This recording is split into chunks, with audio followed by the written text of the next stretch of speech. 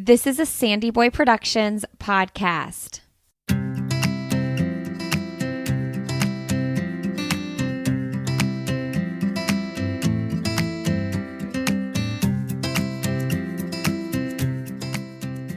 Welcome to the Urban Pharmacy Podcast, where we help women remove the overwhelm of living their most holistic life. This is the place to find evidence-based nutrition tactics, healthy lifestyle and wellness tips, abundance mindset, and easily implementable low-tox living strategies so you can rise up to your full potential and protect your family's health. I'm your host, Stacey, certified holistic nutritionist and better living advocate. Now, let's get empowered with some simple swaps that make a big impact for optimal wellness.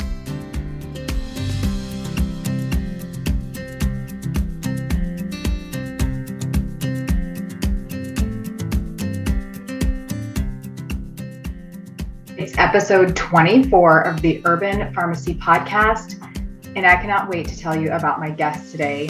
We talk all things skincare, and let me tell you, after 5.5 years of working with Beautycounter, I love learning about skin health, how to make it better from the inside out, but also what you can do from the outside in to make you have the best looking skin that you desire.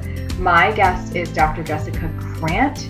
She is a board-certified dermatologist and lifestyle medicine certified physician practicing in Manhattan, New York City. She is also certified in integrative dermatology and is a double certified life and transformational mindset coach. She studied design and visual arts at Harvard College, where she graduated magna cum laude and went on to get both her MD and master's degree in public health at Columbia University. The great joy of her life and career right now is combining her love of aesthetics, investigative medicine, building and working with her hands, whole food plant-based way of life education, and helping people really investigate their own minds and habits to break out of the ruts they create for themselves and transform into the joyful, goal-achieving, vital creatures they are meant to be. Find her new podcast, Save Your Own Skin. Follow her on IG at Dr. Krant, the Skin MD, and sign up for email updates for upcoming programs at artofdermatology.com.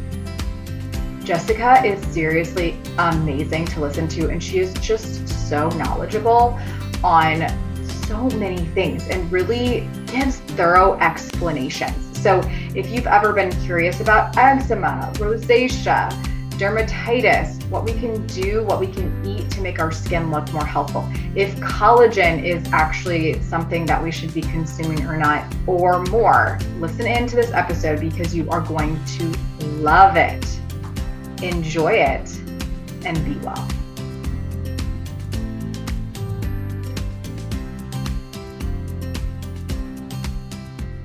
Okay, so welcome, Dr. Jessica Krant. I am so excited to have you here on the Urban Pharmacy Podcast. Welcome. Thank you. We've been talking about this for a while, so I'm super excited to finally get to be here with you today. Oh, yes, I'm so excited too. So you are just full of knowledge, and I can't wait to dive in. But what I really want to start with today is asking you, I know that you're a plant-based gal. Where did that all start from? Where did your plant-based lifestyle start? It's been an interesting few years in the world. And I have to say that I'm not a lifelong plant-based eater. I'm not a lifelong vegan. I have been pretty omnivorous up until just a few years ago. And I've known that I've gone in phases of being what I consider a more and less healthy eater, but have not been at my best health. And the truth is that over the last, let's say about 3 years ago, I was feeling a little bit stuck at work, I have to say. And a lot of my friends just in the world it was just feeling like though living was hard. Everybody was struggling emotionally and just feeling like overwhelmed and like life was a bit of a slog. And I thought, what can I do that's more than just seeing patients one at a time in a dermatology office, helping people with their skin issues. I just started to feel like it wasn't enough. I wanted to be part of a bigger solution to the stress that I felt like the world was under.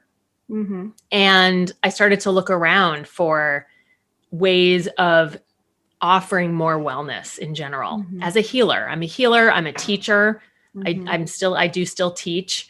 And I knew that I was not excited about putting up Botox discount, posts on Instagram. It just wasn't happening. And it took me a while. It dawned on me after a long time of why I had lost my enthusiasm for marketing that kind of stuff. And once I realized it, I started to think, okay, what can I dig into and learn more about to bring more wellness to people in general? And then I looked at functional medicine. I looked into alternative medicine, and I'm fascinated by both of those fields. But at the time, I wanted something that was just extremely pure, basic, evidence-based, and simple. And I came across the field of lifestyle medicine. And a lot of people are still not familiar with the field of lifestyle medicine, but the principles are that it's basically 6 pillars of evidence-based science and research into just lifestyle choices, just literally how we live and the choices we make every day. And it's not about supplements or chelating or some of the other alternative treatments that are out there in the world. It is research-based, it's evidence-based, and the 6 pillars are our food, what we put into our bodies as our nutrition, our sleep, exercise and physical activity, our mindfulness and stress management, our social networks and relationships that keep us healthy. And the 6th pillar is minimizing alcohol, smoking, and toxic substances. I include environmental toxins and things like that, removing the unhealthy aspects of our lifestyles. When I ran into lifestyle medicine as an option, I just felt at home immediately. I said, these are my people. I've always been somebody that likes to exercise without a lot of equipment. I was a ballet dancer, and I like Pilates and things that are just my body. So I saw lifestyle medicine. I said, this is just my body, literally me, my decisions, and what I choose to do with my own body. And I just fell in love. I started pursuing training and knowledge and certification in lifestyle medicine. And honestly, through that, the people I met, the teachers I met, and the physicians that were leading my training are all plant-based. And the evidence was just so overwhelming that plant-based eating is the way to go in terms of health, in terms of protecting animals and promoting animal welfare, and in terms of the environment and the planet, that I was just sold immediately. I completely changed my entire way of eating. And I fell off the wagon once and proved to myself that that was no good. I got back on, and I've been 100% plant-based now for about, 15 months, 16, 17, 18 months. I'm not even sure. So I am relatively new to it, but there's no going back. And I'm here, I'm just out there trying to share the news with everybody, because it's really been a eye-opening, world of new knowledge that if you just don't know, you don't know. You don't. And you also don't know how you can feel. So I think it's pretty amazing what plants can do for our body. So speaking of what they can do for our body, can we just ask this question? I feel like this is the elephant in the room to ask a dermatologist that studies lifestyle medicine and that knows the power of plants. What are the best foods to eat to make you look beautiful, short and long term? That's an easy slam dunk question for me, because it turns out, and I didn't really know this when I headed in this direction, I really truly was going for emotional resilience and physical stamina. And how do we make ourselves feel strong and our brains feel clear and our emotions feel stable. But what I found out by accident was that the same way of eating and the same lifestyle practices also promote anti-aging and clear skin. So, hello, could we make it any easier for me to spread this message? Now I get to talk about it with my patients in the office every day, because I'm not prepared to say that there are 2 or 3 foods that are the magic beauty foods. Maybe there are a few that have special qualities, but it's not worth it to me to promote them in that way.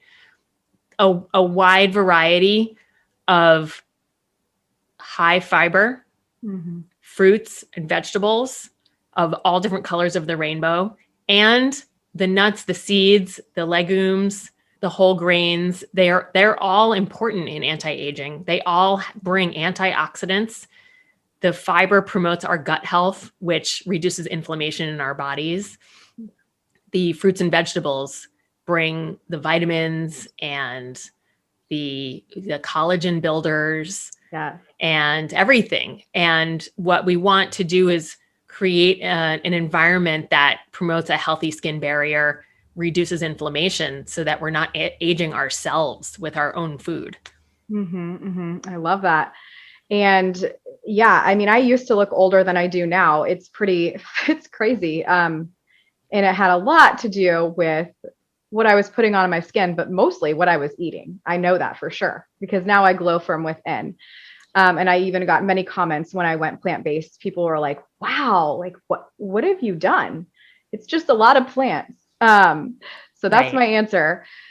All right. So are there specific foods, speaking of, you were saying it helps maybe clear skin and of course reduce inflammation, eating whole plant foods, but are there specific foods that that may help reduce sebum production for people who tend to have very, very oily acne skin? And for those that don't know, sebum is, and you might explain this, the oil that your skin naturally produces. Right. Well, first, the good news about oily skin. I just want everyone listening to know that people who tend to have more sebaceous glands and more active sebaceous glands in their faces tend to have fewer wrinkles later in life. So I just want to say, don't be too sad if that's the case for you, because when the people with more dry type skin get older, they tend to be more wrinkly. Their skin is thinner and they look older. So don't despair too much. I don't know if you have anyone in your audience who is not fully plant-based yet, but dairy it's a real trigger for acne and for hormonal skin changes and inflammation. So if there's anything we know, that if you're having skin troubles, cutting out dairy is one of the most reliable ways to reduce the inflammation and clear up acne and maybe reduce rosacea. And those conditions tend to go with sebum production also. Okay. There's also another skin condition called seborrheic dermatitis. And that is basically the fancy medical term for dandruff. Seborrhea is the old-fashioned term, and it means that you're getting inflammation, flakiness, and redness in the more oily areas of your scalp, your eyebrows, your nose, and your chin. And that can be triggered by a deficit of zinc, actually.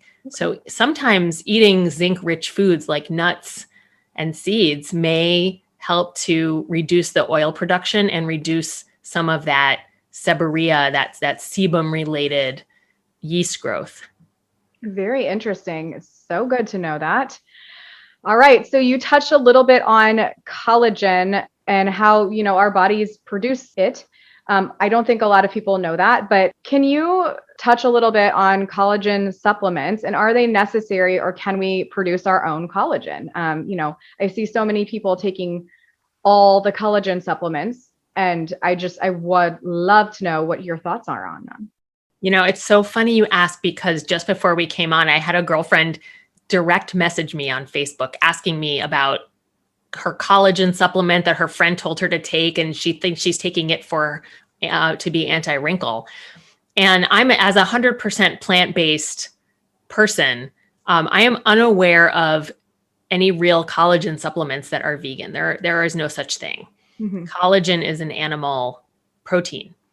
Right. So then there are vegan, quote unquote, vegan collagen type supplements. And those are basically vegan protein building blocks that they claim when you eat them, they'll act like collagen or they'll promote collagen. And as far as I know, I do want to say I'm planning to do more research into this. But as far as I know right now, there's nothing that you can get from a collagen supplement that you don't get when you eat properly a wide variety of the whole plant-based foods. I know I sound like a broken record, but I forgot what Dr. Will Bolsowitz, who I think you might have on your podcast at some point, he says, eat a wide variety of 30 different types of plant foods every week, because there are so many different types of fiber. We don't really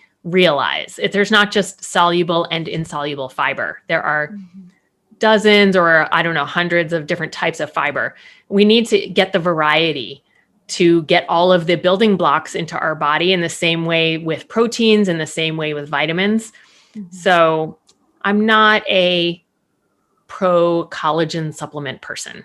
Got it. Okay. Good to know. Did I answer the actual question? I feel like I was. Yeah, you did. I mean, are they necessary, or can we produce our own collagen? And I think that you answered that, as long as we're doing the right things and we have a properly planned eating pattern. Right. We are made of collagen, and our bodies build the collagen. So we just have to give it all the right building blocks. And, people may think, well, how do we have the building blocks to make collagen if we don't eat collagen? But remember that cows are collagen and they eat only plants. So we can make it work too. And they have a lot. So yes, we can too. I love that. Okay. So how does using vitamin C topically benefit our skin and potentially slow down the aging process? Topical vitamin C is quite unstable and hard to make in a high quality formulation. So first, I would like to say that if we are going to choose to believe that topical vitamin C can do something for us, we have to know that we're getting a formulation in which the vitamin C has not broken down in the bottle. And I'm not an expert on the topicals, but I do know that one of the things that can break down vitamin C is light. Yes. So we want to look for the more sophisticated packaging is more opaque or darker to prevent light from getting in. But there are other things that companies will claim they're doing to create stability in their vitamin C. That you research on your own. Yeah. If the topical vitamin C is working, it will help to brighten up some pigmentation. And it can, if it's in the correct type of formula that can actually penetrate through the layers of the skin and get into the cells, it also can be a cofactor and a trigger in some collagen production, among other things. And vitamin C is also an antioxidant. And that means it helps to block or reverse damage caused by oxidative stress. And oxidative stress, when a cell undergoes oxidation, it's like when you have a piece of silver and it tarnishes, it turns black. That's happening because of oxidation. So oxidation is a breakdown of the molecules, and antioxidants help to block that. So vitamin C is one of the antioxidants. All of that said, there's no reason not to just get it from our diet. Eating citrus and bright red, bell peppers and all of the vegetables that have lots of and vitamin C and the green, I think green leafies and the broccoli that have a lot of vitamin C is a fantastic way for us to get our vitamin C too, and make sure that our bodies are actually using it. Yeah, that's something that I was going to ask you. I've heard that eating a good amount of vitamin C is a good way to help our body boost collagen production. So you kind of helped reiterate that there. All right. So how important is a skincare regimen? I personally use 4 steps plus extra serums or treatments and have never had better skin. That's just my personal journey. Probably because I wasn't taking care of my skin prior. I was using a baby wipe. And I think that using a regimen has been a culprit to the positive change from the years that I had sun damage, etc. But I know that you are a minimalist. So do you think that a good 4-step process, cleanse, tone or essence of some sort, serum, and a day or night cream, do you think that that's important? Like, what are your thoughts on that? My real thoughts are, let me address the minimalist comment first. I would say it's not so much that I'm a minimalist as that I'm relatively lazy. And I give major props to anybody who can do a 4-step regimen every day. That takes a lot of dedication. So I'm all for it if it's the right thing for you, for one, if it's the right thing for somebody. As to what the steps are, how many steps, and what the products are, I think it is truly so individual. Mm-hmm. I would never give a blanket recommendation that everybody should be doing certain steps because everybody's skin is completely unique and individual. As a dermatologist, actually seeing people in the office one by one, I will tell you, there are no two people who have the exact same skin and get the exact same instructions from me. I have some go-tos, but I'm telling them to people with 2 different skin types or 3 different skin types, one after the other. So wow. I always tailor it to each person. So if 4 steps of products that you like works for you and you feel that your skin is better, great. A lot of people feel they get marketed to and they feel like they're supposed to do this many steps, and then they end up actually with worse skin because some of the products are irritating or they don't exactly know how to do them. They don't know how to time them. And we don't want people spending an hour a day, twice a day in the bathroom. I am sorry. That I will not allow. I will not promote that. So I do feel like you can achieve good skin without having to have all the steps. I do think that that's, and just like you said, just like our microbiome, our internal gut microbiome is so individual. I think that our skin microbiome is too. Well, I actually have something to say about that. Yes. We're learning about the gut microbiome and what tends to be a healthier microbiome. Part of that is feeding the gut everything so that it can decide its own healthy microbiome for you as an individual. It turns out that a lot of companies thought that they were going to make the magical skin microbiome product and have some unique presentation on the market. And it turned out that when they really got into the research, that every single individual has a unique natural skin microbiome. Mm-hmm. They don't even have a way to make a line of products that's good for everybody yet. Not yet. They're working on it because everyone's totally unique. We all have a unique skin microbiome signature. I just think that is completely fascinating. It is. It's totally fascinating. So when we overdo the skin products, especially overdo cleansing, we are disrupting sometimes our own skin's naturally healthy microbiome. And we are disrupting the natural pH balance of our skin and creating an environment that it makes it more prone to breaking out and rashes. So it's possible to overdo the skincare. And that's why I like to say, let's do the minimal possible in the most gentle way to get the results we want. Yeah, I think that's kind of like with the overuse of hand sanitizer, like we're seeing, what can happen to our skin. Of course, it dries out, but like people have all these other issues that are coming because they're just wiping out their microbiome on their skin. And that's super interesting. It can happen to your face as well. So, okay, awesome. All right. So for the bare minimalist, would it be safe to say that everyone who wants good skin should at least be cleansing and moisturizing every morning and night? I mean, does an extra oily person, do they have any benefit of using a moisturizer, or can we just let their body do its own thing? You know what I mean? Like, should everybody at least be washing their face? You're going to get very frustrated with me because I'm not going to give you, I'm not going to give you a straight answer on any of this. Honestly, I might be a little crazy. I'm all for the complex skincare regimen if you want it and if it's good for you. Mm-hmm. But I am not even somebody who tells people they must wash their face even every single day. I could go a whole other direction and say, if you woke up, you rinsed your eyes and you felt fine and you went the whole day and didn't take a shower and then you went to sleep at night and your skin was okay. That's not terrible to me. Yeah. It's not crazy because like I mentioned about the skin pH, our skin it has a natural, healthy layer that it tries to create. It has a low pH. It's a slightly acidic pH below 7. And that layer is called the acid mantle. Mm-hmm. Like a mantle over your fireplace, a protective layer. And we have a molecule that our skin creates called natural moisturizing factor. Okay. And we have this low pH. So when we wash our face, we actually completely wipe that whole layer out and we disrupt it.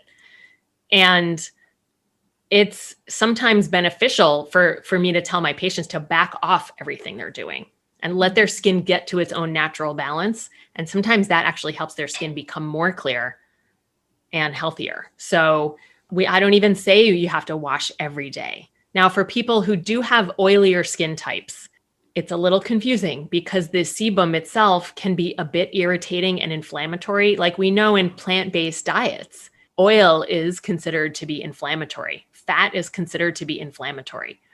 And oil coming from the skin can sometimes be a bit inflammatory on the skin. So for people on the higher end of sebum production and oily skin type, sometimes a deep clean and removing that oil does help it calm down. Yeah. Like I said, everybody's so individual. It's hard to make a blanket recommendation. For sure. But I like to say all of that so everybody knows that they are normal. All of these variations are normal. And what's healthy for you, can sometimes be tricky to figure out. And that's why it can be valuable eventually when it's hard to figure it out by yourself to go see a board certified dermatologist and really, do some investigating. Yeah, absolutely. And, my skin looked great for a really long time without using anything. And I think that just, maybe lifestyle changes and it's just so individual. So I don't hate you for your answers. I need these answers. These are good. Yes. These are what people want to know. Like you said, I just to add one more thing. I'm comfortable with what I said about everybody letting their skin behave the way it wants to, especially if we're promoting the skin health from the inside out. I don't want everyone to think that they can eat the pepperoni pizza, the bacon double cheeseburgers, the chicken parmesan, the buffalo wings, the fried this and the fried that every single night and then have great skin. It's probably not going to go that way. But if you're eating the healthy plant-based diet, lots of fruits and vegetables, plenty of water, food with water in it, with the fiber and the water, and a variety, getting good sleep. These are the other pillars of the lifestyle medicine. Get the sleep because your skin heals and the toxins get cleared out of your skin while you're sleeping. Mm-hmm. Keep your stress low because cortisol, the stress hormone, triggers skin damage. And, work on all of the other pillars of the healthy lifestyle medicine, the 6 pillars of healthy lifestyle medicine. And you give your skin the best chance of being its healthy self. Love it. Healthy from the inside out.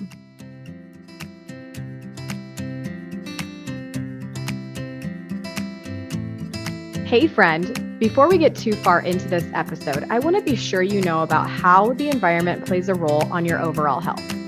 For over a decade, I've been learning so much about the lack of health regulation in the personal care and food industries.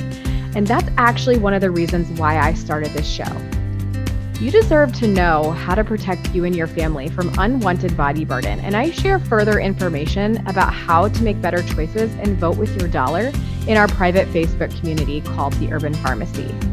On that note, I want to let you know about one of the easiest ways that we've switched to safer, and that's through my favorite clean beauty brand called Beauty Counter.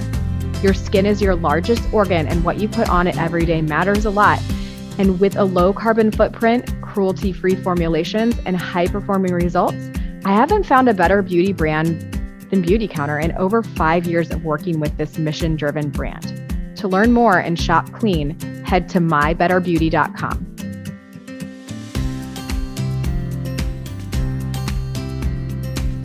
Okay, so how does hyaluronic acid work for the skin, and does it make you look more youthful? Topically, because don't we have it internally too? We have it internally. Hyaluronic acid, it's not actually what we think of as an acid. It doesn't burn our skin. It's very gentle. Hyaluronic acid creates a gel type of a substance. That is the clear bath that our collagen fibers are in. So inside our skin, collagen is in there in a structure, and it's all floating in hyaluronic acid milieu. So when we talk about injectable fillers, hyaluronic acid fillers, that they are just that gel. They're very purified, and they go in there and they do hydrate the skin a little bit. They replump up the skin in a relatively safe and inert way. They don't have any active biological activity. So they took that same hyaluronic acid gel and formulated it into topicals, serums and moisturizers. And depending on the molecular size of the type of hyaluronic acid molecule, it either penetrates a little bit into the skin or it sits on the top. And when they're all mixed together, they create a very moisturizing, gentle environment that helps the skin become almost more transparent in terms of being a barrier. So it's both moisturizing, and it can help other molecules penetrate the skin surface a little bit. Like when you take a drop of oil and put it on a paper towel, it becomes a little bit transparent. This hyaluronic acid kind of does the same thing with the skin surface. So depending on the formula, it can be really gentle, moisturizing, and sit on your skin and make it look a little plumper like a good moisturizer does. Or it can be more of a transparent layer that allows penetrating. And in some ways, certain formulas of it can be what they call humectant, where they attract moisture like a little sponge. And some people say that some formulas can pull water out of your skin and be risk of being a little bit drying. I don't know how much of a factor that really is, but if you use a hyaluronic acid product and you feel that it's drying, it might be real. Got it. Okay. Super interesting. Okay. Any dietary or clean topical treatments for eczema? And when I say clean, I mean low tox. And I know you probably get this question on the daily. So I personally grew up with eczema all over my arms. And after quitting dairy and ditching fragrance within my topical products, I got better. But what are your suggestions? First, I wanted to say that eczema is an extremely general term. When used by the public. It is used to refer to basically any dry, itchy rash that's commonly red, but not always. And people call a lot of things eczema. So as a dermatologist, when I call something eczema, I do mean a very specific skin condition that has to do with, sometimes with a little bit of your immune system factors. But there are also different skin conditions that are eczematous. So we say they are eczematous, they look like eczema when they're itchy and dry and scaly and rashy. So there's a wide range of eczematous skin conditions and different subtypes of real eczema. You mentioned the hands. from the hand sanitizer. So I have a lot of patients who have come to me this winter, who come every winter, but especially this winter, with hand eczema from the winter, from the extra hand sanitizing. And that hand eczema is a real condition. We have also a condition called dyshydrotic eczema, which is a type of eczema commonly on the hands where there are little bubbles that can form on the sides of the fingers and they become peely. And that's its own type of eczema.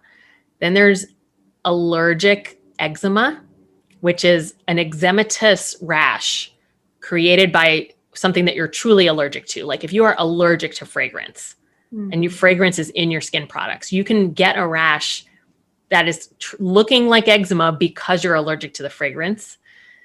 And then there's just your regular eczema, which is when you have a problem with your skin barrier and it easily gets dried out in patches. That can sometimes become self-perpetuating because those patches, once they're damaged and the barrier is damaged in that area, the skin cannot heal itself because we get an increase of what we call transepidermal water loss. So water evaporates through the broken skin barrier. And because the skin is damaged and it can't trap that moisture, it doesn't have enough moisture to move healing molecules around to get itself back together. Wow. So eczematous rashes can be triggered by food allergies and by diet for sure. But without protecting the skin barrier and healing the barrier and creating an artificial barrier over the damaged skin, our skin cannot heal itself. Got it. So it just, okay, very interesting. So no matter what the trigger is of the eczema or the eczematous rash, best practices include reducing the external factors that make it worse and increasing the external factors that make it better. And some of the external factors that can make it worse are, believe it or not, exposure to water. Water itself can actually strip natural oils out of our skin. So we want to reduce water exposure, especially hot water, because hot water melts the natural oils out of our skin even faster. And I even tell my eczema patients, where possible, use less soap. Don't overwash your hands. Wash them, but don't overwash them. Don't try to strip everything off of your skin because you're also stripping your healthy healing oils out of your skin. Don't use soap on your arms or legs every single day. If your arms and legs have a lot of itchy, dry skin and they're not dirty and you didn't roll around in mud that day, you don't necessarily need to put soap there every day. So I try to say, let's be a little more European. We don't need to overbathe everything every single day. And then putting that external barrier on our skin on the outside, the gentle, healing, rich moisturizers that are non-toxic or less toxic, allows our skin to calm down and gives it a barrier to work against. So we seal the outside and then it can heal itself from the inside. If we're not doing those things, it doesn't matter what we're eating because our skin can't heal itself once it's damaged. Got it. Okay, great. All right. So what are the bumps? These are kind of rapid fire questions, even though I know you could probably explain these in great depth. But what are the bumps that are common on the back of people's arms? And would phytic acid derived from rice as a gentle exfoliator help that? Those are called keratosis pilaris. They're very common. And they're a form of eczema. It's often genetic and runs in families. And it's an eczema. It's a little dry tip of a hair follicle. And they can get irritated because the dryness irritates it irritates the follicle and it can become a little red. Any type of acid, any type of glycolic acid, any lactic acid, urea cream, all of those are softeners and they help to soften and remove some of the dry bumps. So phytic acid is not going to be magically better at it. And I'm not that familiar with it being a common use for it.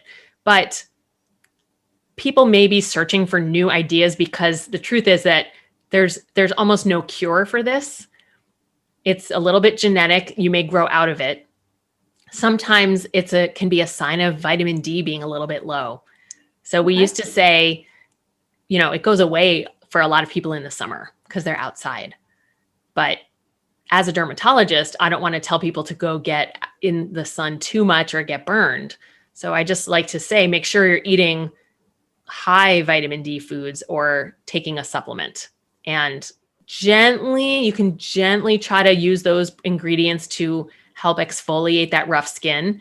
But if you scrub it too hard, you're actually going to have a backfire trigger of making it worse. Okay. Interesting. I used to have those too, and they're no longer there. Melasma. Any natural treatments? I'm assuming you're going to say. The most natural treatment for melasma is a non-nano zinc mineral sunscreen. Don't go outside. Completely block the sun. Yes. Yeah. That was my assumption. I do have more answers. Okay, good. Okay. Melasma can be hormonally triggered. So it's important to see your doctor to make sure that your hormones are in balance and there isn't something out of alignment. Melasma used to be called the mask of pregnancy. And it's not the only time it shows up. But when there's high estrogen in the environment, it can be a trigger for melasma. That high estrogen gets into the skin, and then the sun makes the melasma come out, which is that deeper, almost grayish brown, more stubborn pigmentation. It is darker than regular sunspots, which we call lentigos. So eating an anti-inflammatory diet full of antioxidants and fruits and vegetables is also going to help melasma. Not eating an insulin triggering high glycemic index diet will also be anti-inflammatory. And for some people, it turns out that the areas where we have more blood vessels in our skin that tend to flush up with heat or with sun, that also can be the areas where the melasma appears. And it turns out that when we treat those red areas, sometimes with laser, it actually helps the melasma when we reduce the redness.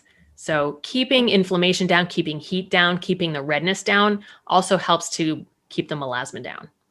Wow. Okay. Fascinating. I'm learning so much. Okay. So you, I think, have said before in another interview that I was listening to that skin tags and rosacea, are those connected? And then can you talk a little bit about rosacea? I get a lot of questions. I am no pro. I promote skincare, but I really don't know about rosacea at all. And are there daily or dietary interventions for this condition? Would vitamin C on the top help? Like, I'm sure this is a loaded question, but. It's only loaded in that there's no one answer. Rosacea is extremely tricky and complex. And like I said just a few minutes ago, everybody's individual rosacea is almost individually different. Mm-hmm. So some people's rosacea is caused by triggers from the diet that are easily managed and actually make a difference. Some people, it turns out, have true rosacea because they have an overgrowth of a bacteria in their stomach and in their gut called H. pylori. That actually, when it is really treated with antibiotics and other interventions, the skin will become more clear.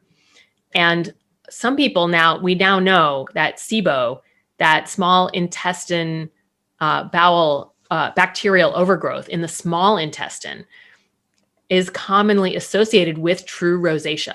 So there are real medical conditions internally that are associated with a rosacea that may be curable if that's the association. Rosacea also is a skin condition that is genetic and can be triggered with spicy foods, with hot liquids, with heat, with exercise, with hot weather, with cold weather, with fermented foods or aged foods, with alcohol, with Sounds tricky. I know. It's so tricky. So I would say the best approach to take it on yourself first is to try to go with that whole food, plant-based diet, try to reduce oils because oils are inflammatory, and get as many fruits and vegetables as possible, and give it time. Skin does not really respond within a week or two. It takes 3 or 4 months for a dietary intervention to start to show in your skin. And part of the reason for that is when we change our diet, we're also we're putting different pressures on the balance of hormones in our bodies. And sometimes it's the hormonal changes that are creating the skin changes. And that can take some time. Yeah. Speaking of hormonal changes, what I may have said is linked to skin tag growth is actually insulin resistance, more so than rosacea. So diabetes, pre-diabetes can show up in the skin as an increased, we call it IGF, insulin-like growth factor. So when insulin is high from the wrong kind of diet or genetic factors, it can promote growth. It can promote skin tags. It can promote a condition where the skin gets thickened called acanthosis nigricans. It may promote some other growths like seborrheic keratoses and other things like that. So like you said, when you changed your diet, your skin actually got better. It literally does get better. I believe we have evidence to show that it reduces fine lines and wrinkles and increases the glow. I think we do look younger. Okay, fascinating. So I think movement and eating whole vitamin-rich foods might be somewhat helpful here, but do you know of any Environmental Working Group or EWG certified products that will help with saggy skin on the body from weight gain? And this was just fielded from one of my clients, and she is curious about just basically, safe or not, is there actually a product out on the market that helps with like bodily saggy skin? I would say not really. You know, we do such a good job of taking care of ourselves. We eat healthier, and so we lose this sometimes excess weight. And then we do have a problem sometimes with the skin not snapping back the way we wish it would. There are even not EWG products, there are really no skin tightening creams and products that really work like that. That's why, unfortunately, people who do a great job of taking care of themselves and finally lose some weight do ultimately sometimes end up having surgery to remove that excess skin that does not snap back. Yeah, got it. Okay. Is it possible to get rid of or at least minimize scars on the face? Yes. We can start with not allowing increased damage. I mean, it sounds silly, but sun damage creates a dullness and a sagging because it damages collagen, it damages elastin. And scars that are not that bad when we're young actually can start to show up worse and look worse as our skin gets a little more older, because the sagging kind of highlights the scars in a different way. So it's worth protecting your skin because you want to keep that young juiciness in it. That said, the most direct, truest way to trigger new collagen and elastin formation in the skin is with the retinoids. That's retinol, that is retin A, and those are prescription. They're vitamin A derivatives. And then there's a plant-based cousin of a retinoid that is now claiming to have similar action. It's a little new, so we don't know if it's as powerful, but it's called bakuchiol, and it's all the rage right now. I was going to ask you about bakuchiol because that's what I use and I love it. Yes. But this is fascinating to know it could potentially help with scarring too. If it's working the way the vitamin A derivative retinoids are working, it would. Now, the retinoids are the whole family that include the over-the-counter and the prescription versions.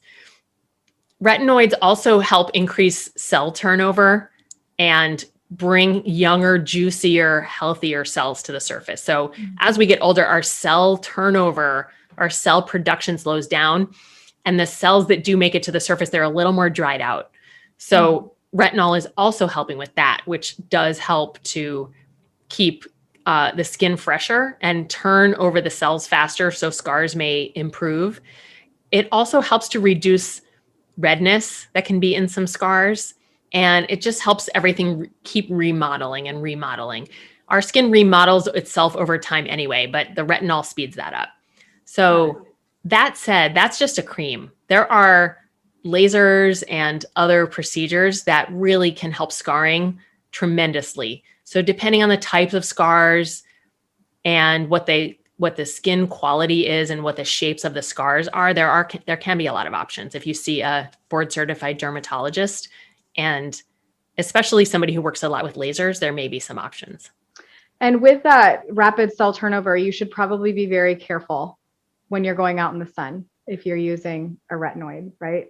Well, it does increase your sensitivity to the sun because with the rapid cell turnover, as you said, our normal natural built-in SPF of about 2 from our outer skin layer does get decreased because we have fewer, that outer thin layer of, we used to think of it as the dead skin cell layer, but they're not really dead. They're just a little flattened protective layer. That layer does get thinned out. We should all be wearing hats and sunscreen anyway. So if we're doing that, I'm not that worried about it. But the thing that people can run into with this increased cell turnover, which is what we want, is if they're overdoing the retinoids, they will become flaky red and feel tight and dried out and itchy. That is not a bad side effect of the retinoids. That's actually the retinoids working. If you don't want that happening, you actually have to decrease their power in your skin. That means they're just working too well. So you use less, maybe do them less often. Or I like to say, make sure your skin is not recently washed. That damp skin is sensitive. Put a moisturizer on potentially first, and then wait a little bit and then put on your retinoid. Got it. Okay. I'm personally going to stick to bakuchiol at this moment, but I know that retinoids are super effective. Bakuchiol is notoriously gentle, so that's a good option. Yeah. Yeah. Okay, cool. Any blackhead treatments for the nose? I'm glad this was asked. I don't know who asked it, but when I was talking earlier about oxidation and how antioxidants work, I was thinking of one of the things I say most commonly in my office, which is that blackheads, the little black dots on our noses, are not pimples. And the marketing juggernaut has made us believe that there's something wrong with black dots on our noses. So now we're all desperate to have none. What's happening is that we have natural pores on our noses and the center of our faces that are naturally larger than the pores on the outer edges of our faces. So for some people, these pores are a little bit larger. And the sebum, as we talked about earlier, that sits in the pores to naturally moisturize our skin. And if we didn't have it, we actually would be dried out and itchy. That sebum sits in there and the tip of it becomes oxidized by room air. So that little sebum plug, which is healthy, turns black at the tip. That's why when we squeeze them, they're like little black tips, but then underneath it's not black. So we can remove them all we want. And we can try to shrink the pores with glycolic acids, with salicylic acid, with the retinols, with bakuchiol, but they're really hormonally controlled. And if we don't change our hormonal balance in our bodies, they're generally going to just sit right there as they are. Even if we spend money on lasers, it's just usually a temporary shrinkage of pores, and then they go right back to where they want to be with you genetically. Wow. Okay. Mind blown. And that was actually my question. Out of all the questions, that was my question. Okay. My mind is blown. Can I add one more thing to that? Yeah. Spending a lot of time in the mirror trying to squeeze the sebum out and shrink them can actually traumatize and scar the pores, and they become permanently larger. So I just want to make sure that people don't have too much fun doing that, because it actually can make them get worse over time. Yeah. I leave mine alone. I have definitely found that the more that I mess with them, or even just with facials and stuff like that, that the more I notice them, and they're just larger pores. Good to know. Okay. Any natural treatments for milia? I hear a lot of people getting it under their eyes and around their nose. I have to say, I do believe that milia are more common now. I think there is some skin care or personal care product ingredient that we haven't necessarily identified yet that may be a trigger, or a lifestyle that we're doing. I do believe they're becoming more common. I don't know of any natural preventive, and I don't know of any natural treatment. They either will come out on their own if they're sort of superficial and they may get scratched a little bit and pop out, or I actually do remove them in my office. It's almost a small surgery. It's like a little tiny cyst surgery.